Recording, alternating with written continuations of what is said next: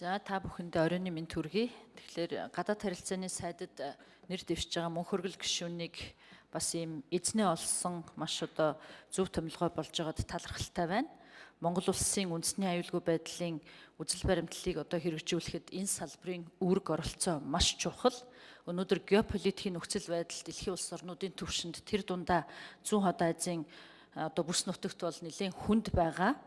Бид бол ер нь гадаад харилцааныхаа бодлогын алсын хараа болгож ер нь дэлхийн улс орнуудад нүүрлээд байгаа цагаачлалч гэдэг юм уу энэ олон одоо хүндрэлтэй бодиттой байгаа асуудлуудыг бас тооцож ажиллах нь зөв байхаа гэсэн ийм зүйлийг бас анхаараасаа гэж ингэж бодож байна.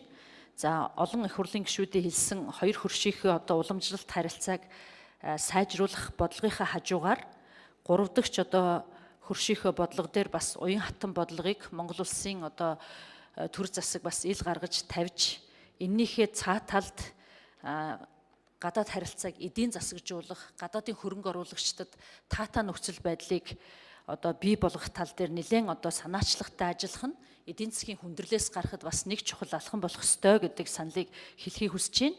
За дараагийн бас миний нэг санал бол юу вэ гэхээр өнөөдөр гадаадад дэлхийн улс орнуудад Монгол улсын харьяат 250-аас 300 мянган албан болоод албан бус байдлаар амьдарч байгаа Монгол иргэдийн маань асуудал байж байгаа. Энэ Монгол иргэдийн одоо эрхийг хамгаалах, за одоо ажилтаа байх, ажилгүй байх одоо олон талын эрх бол бас гадаадын улс орнуудад зөрчигдөж байгаа тал дээр ирнэ бид нар бас нэлээд дөрвтэй бодлогыг бас энэ удаагийн засгийн газар гадаад хэргийн яам маань одоо гаргаж тавиасаа гэж ингэж бодож байгаа. За 3 дугаарт нь дипломат албаны нэр хүндийг бас дэлхийн одоо түвшинд Монгол улсынхаа нэр хүндийг ер нь өсгөх шаардлагатай байна.